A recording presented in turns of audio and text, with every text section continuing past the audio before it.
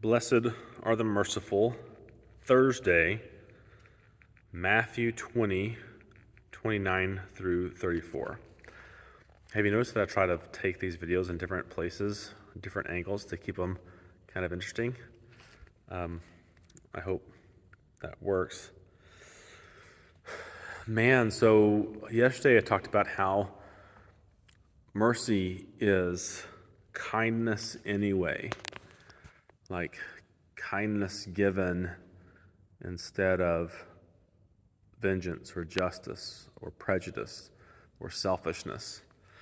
And we see some of that here in our reading of these two blind men who were healed, that the crowd maybe seemed a little selfish, maybe a little prejudiced toward these guys who had nothing to offer them. They were just getting in the way. There was no room for them in the crowd's important schedule to see and experience Jesus.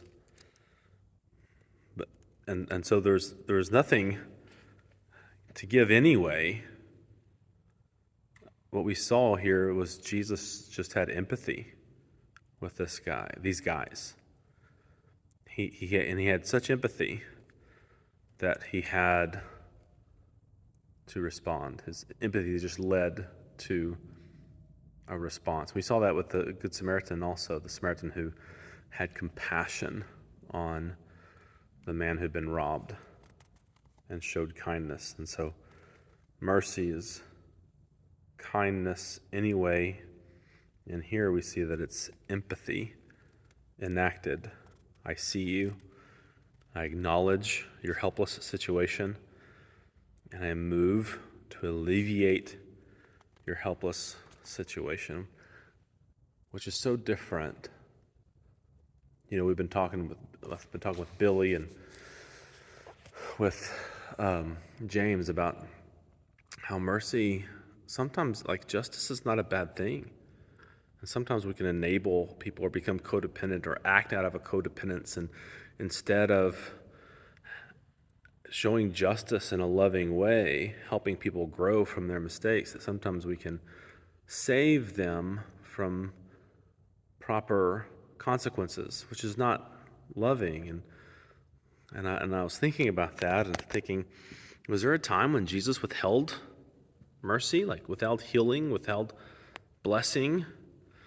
And I thought of two times, and one is in John after Jesus fed the multitudes, and they chased after him to the other side of the lake, and he said, "Man, you're not seeking me, but you want more bread, and I'm not going to give it to you because there's something better than bread here, something better than the manna and Moses didn't even give you that bread. My Father in heaven gave you that bread. Like there's something better here. Like I'm not going to enable you to just be a seeker of earthly things." And he withheld a blessing. Or when he was in Nazareth in Luke chapter 4, and he said, "I am the fulfillment of Isaiah the prophet." And the whole city or town, little village where he grew up, Nazareth, they said they were amazed by the gracious words that he said. Like they were like, "Yes, amen. Like this could you could be that. That's great." But then whenever he told them that he wasn't going to do the same miracles in their town that he had done other places, then they got mad at him. He actually said it's going to be more like whenever Gentiles in the Old Testament, when Gentiles got blessings instead of Israelites, and they got mad at him, wanted to throw him off a cliff because they were entitled. The crowd that chased Jesus and John after being fed, they felt like they were entitled to more bread. Jesus' hometown felt like they were entitled to miracles. After all, that's bless your hometown is to bless you. They thought that they were connected with Jesus in that way. And nobody is entitled to mercy. And that's why these two blind men cry out, "Have mercy on us." They knew they weren't entitled to it. Mercy is kindness anyway. Empathy enacted in the love of Christ to those who are desperately in need. We've already seen this week how the sick don't need a doctor. And sick sinners might be closer to Jesus than those who see themselves as saints staring down their noses at those that they judge, feeling entitled to God's mercy. They won't give mercy, and so they're not positioned to receive it, because blessed are the merciful, for they shall receive mercy.